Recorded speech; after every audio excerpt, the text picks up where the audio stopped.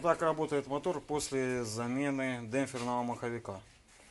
Жалко не снял перед началом работы, он так вообще, Трусився. ну даже на холостых оборотах не трогаешься, он ну так вот, как в тракторе сидишь, так вот, ду-ду-ду-ду-ду. Поставили с 1.6, ну просто такой был, цена халявная, как бы решили поставить вот так вот. Ну, скажем так, маховик обошелся полностью, демпфер, корзина сцепления 1200, ну с разборки. Вот поставили с 1.6, все нормально. Ну, короче, у этого же человека закажу еще с 1.8, еще в комплект.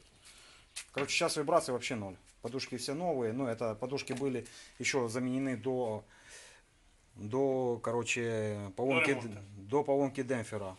Были заменены подушки мотора, коробки, ну, все по Линфердеру.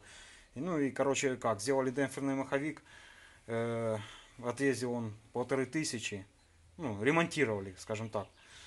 1500 и подшипнику хана. Ну, вот так вот.